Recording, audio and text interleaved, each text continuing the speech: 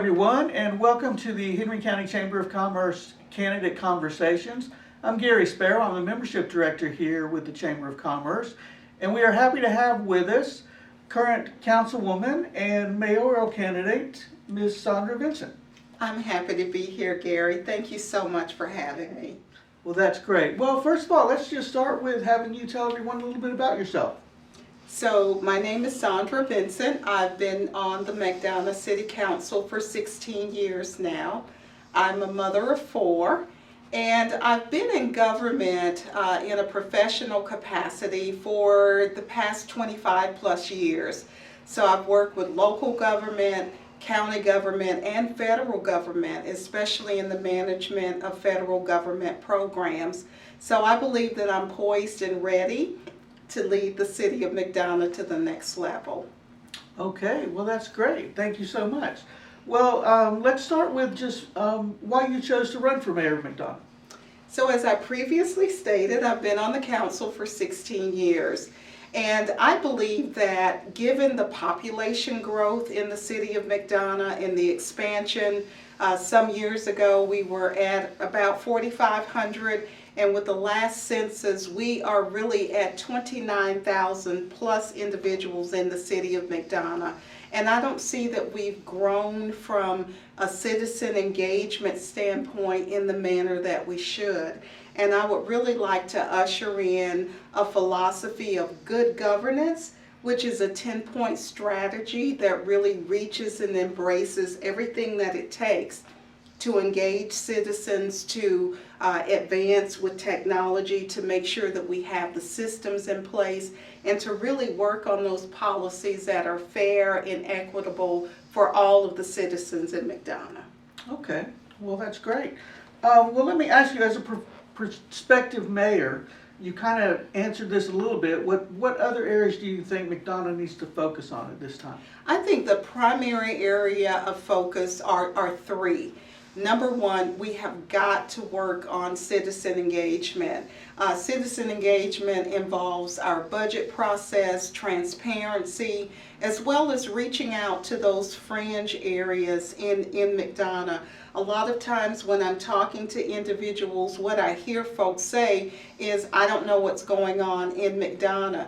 And I think it's important that we understand philosophically that McDonough is more than our square, which we treasure, and is our beachfront for our community. But there are so many other communities that are a part of our great city, and we need to make sure that they are engaged and they are informed of what the city is doing, and they too feel that they are a part of the city of McDonough.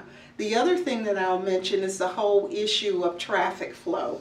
When folks are talking about transportation, they're not necessarily talking about a myriad of other things. They're talking about just plain old how we get from point A to point B. So traffic flow is important to me, mobility is important to me, because unfortunately as we age, we can't necessarily get around the way that we used to. And having sidewalks that are 10 feet wide instead of 2 feet wide will help in some of the mechanical devices that we utilize as seniors to get from various places. So that's all a design element in how we construct our activity nodes and making sure that we're all able to get around from a mobility standpoint. Okay, well that kind of leads us into the next question, which is TSPLOS, which is something the Chamber's working on. It's on the ballot here in November. What is your stance on TSPLOS, and how do you think if that passes it will affect the city of McDonough? So Gary, I strongly support and urge citizens to vote for TSPLOS. I've seen too many scenarios where we've used quality of life dollars to support transportation projects. So having a TSPLOS is a great opportunity to address the issue of traffic flow. It also spills over into quality of life when we're talking about our trail systems and our sidewalk systems. These are important elements for our community, and I believe that by supporting the TSPLOS, which relieves the residents of having to pay additional taxes, and it really puts the burden of the tax on those who are coming from outside of the community. I believe that if we support this particular referendum, that what we will do is we will allow the city of McDonough to actually be able to reap the benefit of TSPLOS and address some of those areas that ordinarily through our general fund would not be addressed. Okay. At the here at the chamber, we kind of focus a lot on unity and collaboration with the business community. If elected mayor, how will you foster the relationships with other cities and with the county? So it's something that I've preached these 16 years. Collaboration is extremely important. It's one of the 10 pillars in my good governance platform. How I will personally do that is to start some of the conversations which have never taken place. And that's really where you start relationship, is through conversation, inviting different entities and going to personally visit various entities to see how we can collaborate. I often think about the cities, and of course we're not under one governing body, but I believe that a great exercise for our cities within the county is to identify what we can agree upon and how we can work towards that end. A perfect example is the trail system. You know, our trails will need to connect with one another. And if we can come together for a collective agenda and working on that, if nothing else, then we would have made progress within the county. You know, as far as the chamber is concerned, you guys are commissioned by the very nature of why you were established to develop economic development in businesses. So I believe that there is opportunity for greater collaboration with the chamber in making sure that we're addressing economic development. That sounds good. Speaking of economic development, that's kind of the next question. You're just kind of leading me right into it. But yes, the part of the chamber, we focus on businesses, of course, and growing the business community. There has been a lot of economic development in the county and in the city of McDonough. So what will you do as mayor to continue that cycle of economic development? So it's very exciting for McDonough because we do have 2 nodes that are thriving now, and it's been a long time coming. I was chair of the Downtown Development Authority for 10 years, and that's back when we had to create events like the Princess Parade, the Thriller Parade, just to get people downtown. But one of the things that I see is that organically some of this growth is taking place. It's taking place on the square, it's taking place in South Point, and so we've got 2 healthy nodes in McDonough.